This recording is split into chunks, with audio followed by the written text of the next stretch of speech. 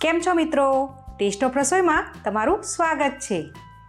આજે આપણે બનાવીશું શિયાળા માટે એક ખાસ વસાણું આદુ પાક. શિયાળામાં થતી શરદીમાં આદુ પાક ખાવાથી ખૂબ જ રાહત મળે છે.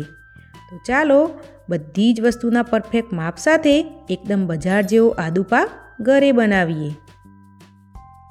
આદુ પાક બનાવવા માટે મેં અહીંયા 250 ગ્રામ આદુ લીધું છે, જેને મેં પાણીથી સારી રીતે ધોઈ તેની છાલનો ભાગ ઉતારીને તેના ઝીણા પીસ કરી લીધા છે.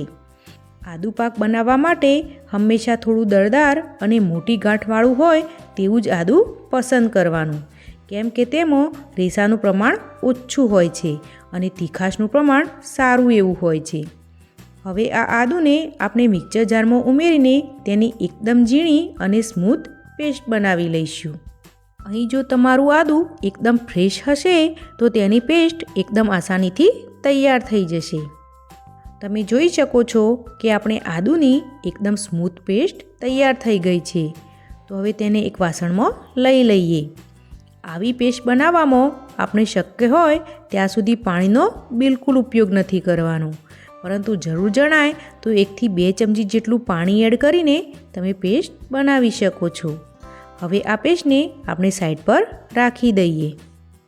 હવે આદુ પાક બનાવવા માટે મેં વજનમાં 150 ગ્રામ જેટલું દેશી ઘી લીધું છે. શિયાળામાં વસાણા બનાવવા શક્ય હોય ત્યાં સુધી દેશી ઘીનો જ ઉપયોગ કરવો, જે હેલ્ધી હોવાની સાથે સાથે તેનાથી બનેલા વસાણાનો સ્વાદ ખૂબ જ સરસ આવે છે. હવે તેમાંથી 1 ટેબલસ્પૂન જેટલું ઘી પેનમાં એડ કરી દઈશું. અહીં મેં ડ્રાયફ્રૂટમાં 50 ગ્રામ જેટલી બદામ અને 50 ગ્રામ જેટલા કાજુ લીધેલા છે, જેને કડાઈમાં એડ કરી 2 થી 3 મિનિટ માટે લો ટુ મીડિયમ ગેસની ફ્લેમ પર રોસ્ટ કરી લઈશું. અહીં પિસ્તા, અખરોટ જેવું અન્ય ડ્રાયફ્રૂટ પણ તમે એડ કરી શકો છો. ડ્રાયફ્રૂટનું પ્રમાણ તમે તમારા ટેસ્ટ પ્રમાણે વધુ કે ઓછું પણ રાખી શકો છો. 2 થી 3 મિનિટમાં જ આપણું ડ્રાયફ્રૂટ સારી રીતે રોસ્ટ થઈ ગયું છે. તો હવે તેને એક વાસણમાં કાઢી લઈશું અને ઠંડુ થવા માટે સાઈડ પર રાખી દઈશું. 5 થી 7 મિનિટ જેવું થઈ ગયું છે ને આપણું ડ્રાયફ્રૂટ સારી રીતે ઠરી ગયું છે. તો હવે તેને મિક્સર જારની અંદર એડ કરી દઈશું અને મિક્સરને આ રીતે રિવર્સ સાઈડ પલ્સ ઉપર ફેરવી ડ્રાયફ્રૂટનો અધકચરો ભૂકો તૈયાર કરી લઈશું. આપણા ડ્રાયફ્રૂટનો આ રીતનો અધકચરો ભૂકો તૈયાર થઈ ગયો છે. તો તેને પણ એક વાસણમાં કાઢી લઈશું. અહીં મેં અડધા કપ જેટલું કોપરાનું છીણ લીધું છે, જેને પેનમાં એડ કરી દઈશું અને સાથે 1 મોટી ચમચી જેટલી ખસખસ અને 1 ચમચી મગજતરીના બીજને પણ એડ કરી 1 થી 2 મિનિટ માટે લો ગેસની ફ્લેમ પર બધી જ વસ્તુને સારી રીતે ડ્રાય રોસ્ટ કરી લઈશું.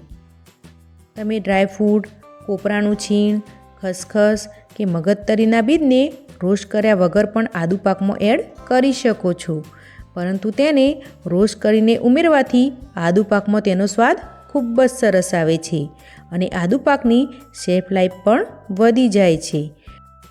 2 મિનિટ જેવું થઈ ગયું છે. તો હવે આ બધા જ મિશ્રણને આપણે એક વાસણમાં કાઢી લઈશું. હવે 5 મોટી ચમચી જેટલું ઘી પેનમાં એડ કરી લઈશું. ઘી ગરમ થાય એટલે અહીં મેં 2 ટેબલસ્પૂન જેટલો બાવળનો ગુંદ લીધો છે, જેને તેમાં એડ કરી દઈશું અને ગુંદરને સારી રીતે શેકી લઈશું. આદુ પાકમાં ગુંદર એડ કરવો ટોટલી ઓપ્શનલ છે, પરંતુ ગુંદર આપણા હાડકાને મજબૂત કરે છે, સાથે સાથે શરીર, કમર અને ઘૂંટણના દુખાવામાં પણ રાહત આપે છે. વળી ગુંદરને એડ કરવાથી આદુ પાક ખાવામાં પણ ખૂબ જ સરસ લાગે છે, જેથી મેં તેને એડ કર્યો છે. તમે તેને સ્કીપ પણ કરી શકો છો. 2 થી 3 મિનિટમાં જ આપણો ગુંદર સારી રીતે શેકાઈ ગયો છે. તો હવે આપણે તેને એક ડીશમાં કાઢી ઠંડો થવા માટે સાઈડ પર રાખી દઈશું. 3 થી 4 મિનિટમાં જ આપણો ગુંદર સારી રીતે ઠરી ગયો છે. તો આ ગુંદરને આપણે આ રીતે કોઈપણ વાટકીની મદદથી હળવો પ્રેસ કરીને તેનો ભૂક્કો કરી લઈશું. તમે આદુ પાકમાં આખો ગુંદર પણ એડ કરી શકો છો. હવે તે જ પેનમાં આપણે 1/4 કપ જેટલો ઘઉંનો કરકરો લોટ એડ કરશું અને સાથે 1/4 કપ જેટલો અડદનો કરકરો લોટ ઉમેરીશું. જો તમારી જોડે અડદનો લોટ ના હોય તો તમે તેની જગ્યાએ અડધો કપ ઘઉંનો કરકરો લોટ કે જે આપણે ભાખરી બનાવવા માટે વાપરતા હોઈએ છીએ તેનો ઉપયોગ કરી શકો છો. હવે આ બંને લોટને આપણે ઘીમાં સારી રીતે શેકી લઈશું. લોટ શેકાવાની સરસ સુગંધ આવે અને લોટનો કલર ચેન્જ થાય ત્યાં સુધી લોટું મીડિયમ ગેસની ફ્લેમ પર લોટને સતત હલાવતા જઈને શેકી લેવાનો છે. 5 મિનિટ જેવું થઈ ગયું છે ને આપણો લોટ સારી રીતે શેકાઈ ગયો છે, જેથી તેમાંથી લોટ શેકાવાની સરસ સુગંધ આવવા લાગી છે. લોટ શેકાવાથી તે એકદમ હલકો બની ગયો છે અને તેમાંથી ઘી પણ છૂટું પડવા લાગ્યું છે. તમે જોઈ શકો છો કે તેનો કલર પણ બદલાઈ ગયો છે. તો હવે ગેસની ફ્લેમ બંધ કરી દઈશું અને શેકાયેલા લોટને એક વાસણમાં કાઢી લઈશું. હવે આદુની પેસ્ટ શેકવા માટે 3 ટેબલસ્પૂન જેટલું ઘી પેનમાં એડ કરી દઈશું. હવે ઘી હળવું ગરમ થાય એટલે તેમાં આદુની બધી જ પેસ્ટ એડ કરી તેને લો ટુ મીડિયમ ગેસની ફ્લેમ પર સતત હલાવતા જઈને સારી રીતે શેકી લઈશું. ઘી સાથે શેકાયેલા આદુનો સ્વાદ આદુ પાકમાં ખૂબ જ સરસ લાગે છે. વળી આદુને ઘીમાં શેકવાથી તેની તીખાશનું પ્રમાણ પણ થોડું ઓછું થઈ જાય છે. અહીં આપણી આદુની પેસ્ટ તળિયે ચોંટે નહીં અને બરોબર શેકાય તે માટે વાસણ જાડા તળિયાવાળું અથવા તો નોનસ્ટિક હોય તેવું જ પસંદ કરવાનું. સાથે સાથે ગેસની ફ્લેમ લો ટુ મીડિયમ રાખીને જ પેસ્ટને શેકવાની છે.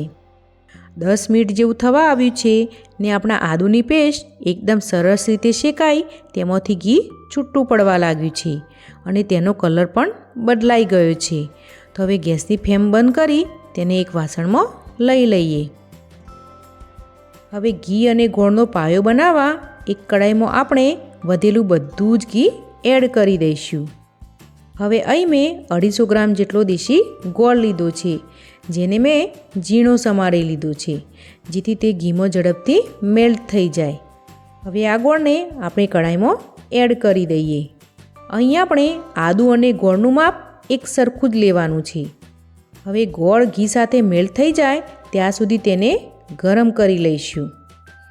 અહીં આપણે ગોળનો કોઈપણ જાતનો પાયો નથી કરવાનો. માત્ર ગોળ મેલ્ટ થઈ જાય અને તેમાં હળવા બબલ્સ આવે ત્યાં સુધી જ ગોળને કૂક કરવાનો છે. તમે જોઈ શકો છો કે 3 થી 4 મિનિટમાં જ ગોળ સારી રીતે મેલ્ટ થઈને તેમાંથી હળવા બબલ્સ આવવા લાગ્યા છે. તો હવે ગેસની ફ્લેમ બંધ કરી દઈશું અને તેમાં શેકેલી આદુની પેસ્ટ એડ કરી દઈશું અને સાથે ડ્રાયફ્રૂટનો ભૂકો, શેકેલા કોપરાનું છીણ, ખસખસ અને મગજતરીનું મિશ્રણ, ગુંદરનો ભૂકો અને શેકેલો લોટ એડ કરી દઈશું. હવે તેમાં 3 મોટી ચમચી અને વજનમાં અંદાજે 200 ગ્રામ જેટલો ગંઠોડવાનો પાવડર કે જેને પીપળી મૂળનો પાવડર પણ કહેવામાં આવે છે તેને એડ કરી દઈશું. હવે બધી જ વસ્તુને સારી રીતે મિક્સ કરી લઈશું. બધી જ વસ્તુ સારી રીતે મિક્સ થઈ ગઈ છે. તો હવે આ મિશ્રણને આપણે એક મોલ્ડમાં બટર પેપર પાથરી તેમાં કાઢી લઈશું. મિશ્રણને સેટ કરવા માટે તેને મોલ્ડમાં બરોબર ફેલાવી લઈશું. હવે તેને આપણે ખસખસ અને મગજતરીના બીજ વડે ગાર્નિશ કરી લઈશું. તમે તેને બદામની કતરણ, પિસ્તાની કતરણ કે તમારી પસંદગી મુજબ ગાર્નિશ કરી શકો છો. હવે આ મિશ્રણને સેટ થતાં અંદાજે કલાક જેટલો સમય લાગતો હોય છે. તો હવે આપણે તેને કલાક માટે રેસ્ટ આપીશું. 1 કલાક બાદ આપણું મિશ્રણ બરોબર સેટ થઈ ગયું છે. તો હવે તેને ડિમોલ્ડ કરી તેના સ્ક્વેર પીસ કરી લઈશું.